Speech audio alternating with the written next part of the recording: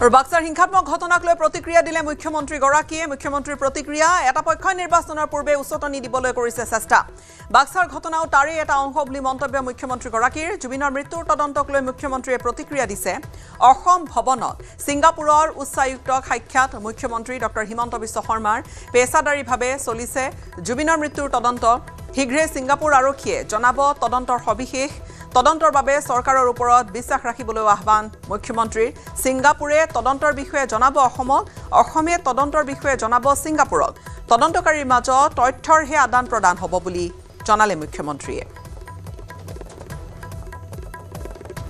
জুবিন গাৰ্গৰ মৃত্যুৰ দিনাখনৰ পৰাই অসমক অশান্ত কৰিবলৈ এছাম লোকে উঠি পৰি লাগি আছিলে আৰু প্ৰত্যেকটো দিনেই তেওঁলোকৰ সামাজিক মাধ্যমত হওক কথা বতৰাত হওক মানুহক কেনেকৈ পৰোচিত কৰিব পাৰে মানুহক কেনেকৈ উত্তেজিত কৰিব পাৰে তাৰ বাবে তেওঁলোকে এক অহৰহ ষড়যন্ত্ৰ চলাই আছিলে আমি সকলোৱে জানো যে ভাৰতীয় গণতন্ত্ৰত ন্যায় প্ৰদান কৰাৰ অধিকাৰ কেৱল মাত্ৰ আদালতৰ আছে আৰু আদালতত এটা শক্তিশালী গোচৰ লৈ যোৱাৰ দায়িত্ব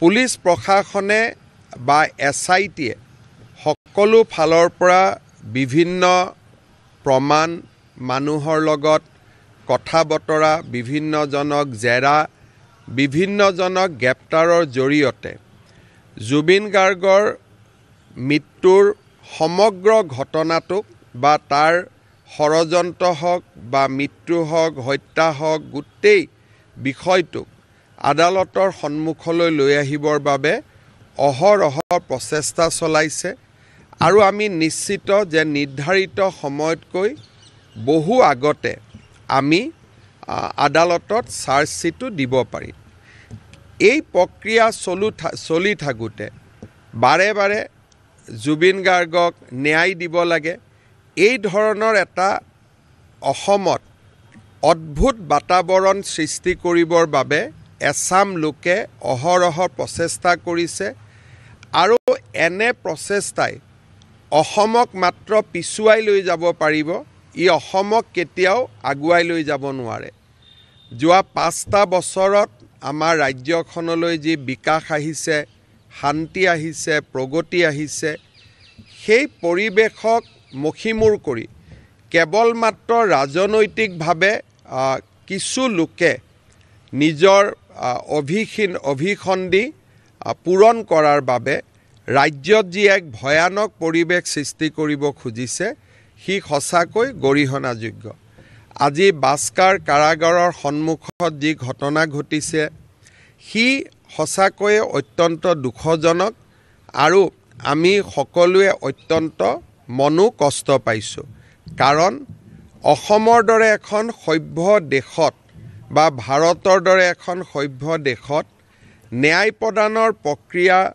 সম্পূৰ্ণ কৰাৰ বাবে আদালতৰ ওপৰত আমি সদায় আমাৰ বিশ্বাস ৰাখিবই লাগিব মহাত্মা গান্ধীৰ মৃত্যুৰ পিছতো ন্যায়ৰ প্ৰক্ৰিয়া হৈছিলে আৰু নাথুৰাম গডছেক শাস্তি দিবলৈও তেতিয়াও ন্যায়ালয়ে এবছৰৰ পৰা 2 বছৰ সময় লৈছিলে ৰাজীৱ গান্ধীৰ মৃত্যুৱে হওক ইন্দিৰা গান্ধীৰ মৃত্যুৱে হওক প্ৰত্যেকটো ঘটনাৰ শাস্তি ন্যায়িক প্ৰক্ৰিয়াৰ মাজেৰে হৈছিলে আজি ৰাজনৈতিক দলসমূহে ৰাইজক সাধাৰণ ৰাইজক যি সঁচাই জুবিনক প্ৰাণ ভৰি ভাল পায় জুবিনক প্ৰাণৰ শিল্পী জুবিনক আপোন বুলি ভাবে আমাৰ দৰে অসংখ্য যি জুবিনৰ অনুৰাগী তেওঁলোকক উত্তেজিত কৰাৰ বাবে যি প্ৰচেষ্টা মই ভাবোঁ যে ই সঁচাকৈয়ে অসমৰ স্বাৰ্থত নহয় ই বহু দিনলৈ অসমক ক্ষতি কৰিব CA আন্দোলনে যেনেকৈ অসমক বহু দিনলৈ ক্ষতি কৰিছিল এই ব্যৱস্থাটোৱে অসমক বহু দিনলৈ ক্ষতি কৰিব মই ৰাইজক আহ্বান জনাম যে যাৰ ৰাজনৈতিক উদ্দেশ্য আছে তেওঁলোকক ৰাজনীতি কৰিব দিয়ক কিন্তু সাধাৰণ জনতাই ন্যায়ালয়ৰ ওপৰত বিশ্বাস ৰখা উচিত আৰু অসম পুলিচে নিৰ্ধাৰিত সময়ত তদন্ত শেষ কৰি ন্যায়ালয়ৰ সন্মুখলৈ জুবিনৰ ঘটনাত দোষী সকলোকে ন্যায়ালয়ৰ সন্মুখলৈ লৈ যাব। ৰেহা আছিল মুখ্যমন্ত্ৰীৰ স্পষ্ট কথা। ইফালে প্ৰিয় শিল্পী জুবিন গাৰ্গৰ ৰহস্যজনক মৃত্যুৰ পিছৰে পৰা দিন ৰাতি একাকাৰ কৰি কৰ্তব্যত ব্ৰতী হৈছে সাংবাদিকসকল। প্ৰতি মুহূৰ্তৰ খবৰ ৰাইজলৈ আগবঢ়াই আছে, ৰাইজক জনাই আহিছে সাংবাদিকসকলে। কোনোবাই 24 ঘণ্টাই পালন কৰিছে নিজৰ কৰ্তব্য।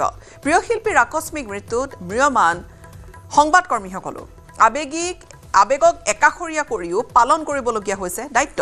জুবিন গাৰ্গৰ ৰহস্যজনক মৃত্যুৰ ন্যায় প্ৰাপ্তিৰ যুঁজখন শক্তিশালী কৰাৰ ক্ষেত্ৰতো ভূমিকা গ্ৰহণ কৰিছে সাংবাদিকসকলে। ৰাইজে তদন্ত বিষয়টোত যিমান প্ৰশ্ন আৰু অভিযোগ উত্থাপন কৰিছে সেই সকলোৰ সজোৰে চৰকাৰৰ দৃষ্টিগোচৰ কৰাটো আগভাগ লৈছে সাংবাদিকসকলে। ইয়াৰ পিছতো কিন্তু বাৰম্বাৰ একাংশ উত্তেজিত লোকৰ আক্ৰোশৰ বলি হ'বলগীয়া হৈছে সাংবাদিকসকল। আজি বাক্সাৰ কালিৰ ঘটনা, বাক্সাটো উন্মত্ত জনতাৰ শিলাবৰ্ষণত আঘাতপ্ৰাপ্ত হ'ল কেইবাজনো সাংবাদিক। গুৱাহাটীৰ পৰাও বাক্সালৈ ৰাওনা হৈছিল বহু কেইগৰাকী সাংবাদিক। উদ্দেশ্য আছিল বাতৰি সংগ্ৰহ কৰা। কিন্তু উত্তপ্ত পৰিস্থিতি যি ধৰণে আগবাঢ়িল, পৰিস্থিতি যি ধৰণে এক প্ৰকাৰ উত্তেজনাময় হৈ পৰিল, তাৰ মাজত বাতৰি সংগ্ৰহ কৰিবলৈ যোৱা সাংবাদিকো হ'ল গুৰুতৰভাৱে আহত। গুৱাহাটীৰ পৰা যোৱা ধ্ৰুৱ বৰা, বঞ্জিত কলিতা, সৌৰভ দে, সমীৰ চৰকাৰ, অমৰজ্যোতি শৰ্মা, জয়ন্ত শৰ্মা, নলবাৰীৰ নকুল তালুকদাৰ গুৰুতৰভাৱে আহত হৈছে। একাংশ উত্তেজিত লোকে জ্বলাই দিলে আনকি এটা ছেটেলাইট চেনেলৰ বাহনো। এক কঠিন আৰু ভয়াৱহ পৰিস্থিতিৰ মাজত পালন কৰিবলগীয়া হৈছে দায়িত্ব। প্ৰতিকূল পৰিস্থিতিটো নিজৰ নিৰাপত্তাক আওকাণ কৰি বাক্সাৰ পৰা প্ৰতিটো খবৰ দি গ'ল সাংবাদিকসকলে। সাংবাদিকতা যে সহজ নহয়, আজিৰ ঘটনাই বাৰুকৈয়ে প্ৰমাণ কৰিলে।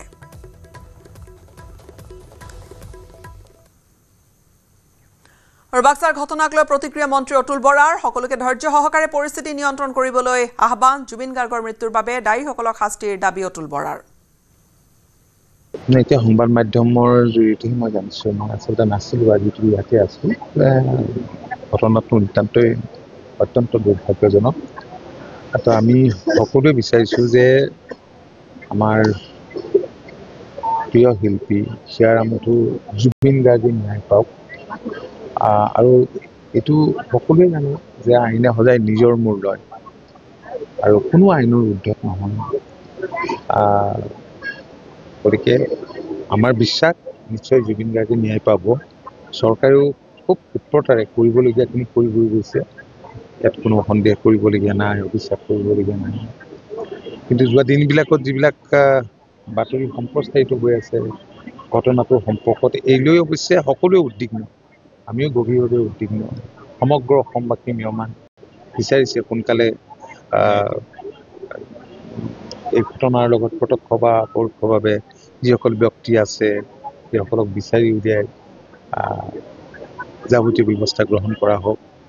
ৰাইজো ইম'চনেল হৈ আছে, আমি সকলোৱে ধৈৰ্য ধৰিব লাগিব। ঘটনাটো নিতান্ত অত্যন্ত এতিয়া সংবাদ মাধ্যম